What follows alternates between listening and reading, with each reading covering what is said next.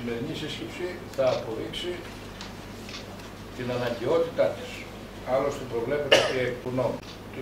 Για την ιστορία τώρα εδώ συμμετέχει ο ΤΕΕΒ, συμμετέχει φυσικά ο κόσμος του τοπικού αστυνομικού τμήματος, τους υποδιοικητές, ο κ. Διοικητής της Προσβεστικής, ο πρόεδρος του ΤΕΕΒ μαζί με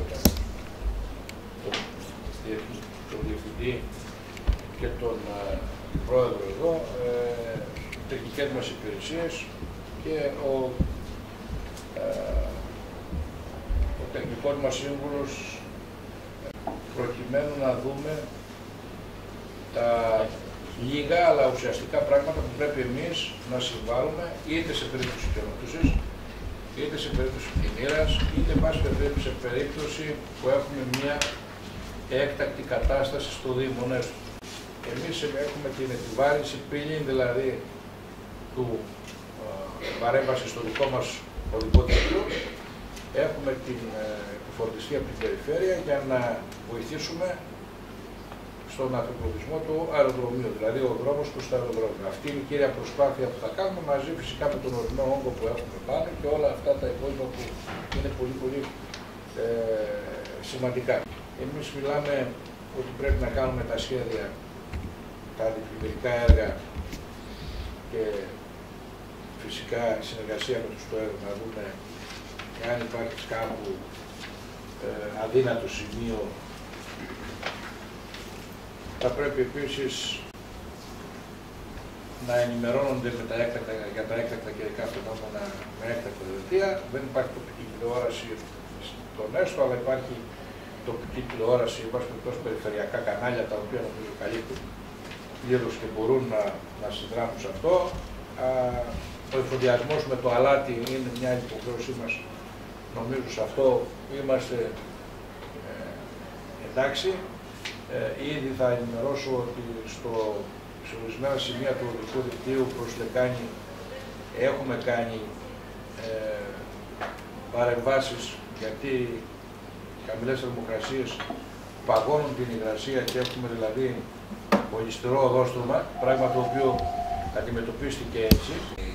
Η σύντηση που έχει γίνει στο ΣΟΠ της περιφέρειας, στην Καβάλα της, ανέφεραν ότι οι κουβέρτες έχουν εκεί κάποιοι εθελοντές, μια ομάδα εκεί του Ερυθρού Σταυρού, και είπαν ότι αυτοί μπορούν να συνδράμουν. Ναι, αλλά οι εθελοντές απλά δεν μπορούν να καθιστούν το κράτος. Τις παρατηρήσεις που έχουμε, ούτως ώστε να βελτιώσουμε όλα αυτά τα οποία ζητάμε. Γι' αυτόν τον λόγο είμαστε εδώ. Οπωσδήποτε ο ΤΟΕΒ δεν μπορεί να αναλάβει ένα συντονιστικό έργο, αλλά μπορεί όμως να τοποθετηθεί όταν λειτουργεί μια κατάσταση, ακριβώς αυτό που λέτε, και είναι ο φορέας που λειτουργεί όλων αυτών εδώ των γάμπων στην άρδευση και στην προστάγγιση. Ευχαριστώ και εγώ όλοι σας. Θέλω να πω 2-3 σημεία που επισημαίνει η τελευταία κύκλος, που είναι για πρώτη φορά έτσι, τόσο κατατοπιστικά και επισημανισμένα. Καταρχήν,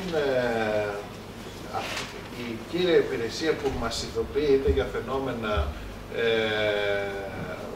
χιονόπτωσης, βατότητας δρόμου και πλημμυρών είναι η αστυνομία, η οποία λειτουργεί σε 24ωρη βάση.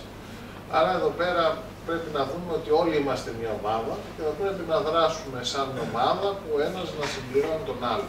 Μέσα στα πλαίσια μας το γνωρίζουμε, όταν βλέπουμε ότι υπάρχει κάποιο άσχημο καιρικό φαινόμενο, κατευθείαν πηγαίνουμε στο σημείο να δούμε αν υπάρχει όντως πρόβλημα ή πρόκειται να υπάρξει, και που μετά σας ενημερώνουμε ή το Δήμο ή την Περιφέρεια.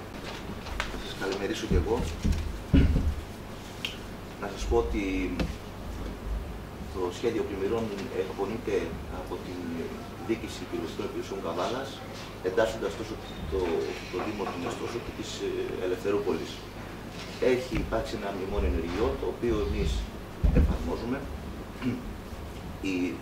Πρέπει να ξέρετε ότι η υπηρεσία μας είναι πάντα σε συνήθεια ετοιμότητα και λαμβάνουμε μέσω φάξ, μέσω μηνυμάτων, μέσω mail, οτιδήποτε έκτακτο γεγονός μας ανακοινωθεί, προκειμένου να ενεργοποιήσουμε και περισσότερο το προσωπικό μας.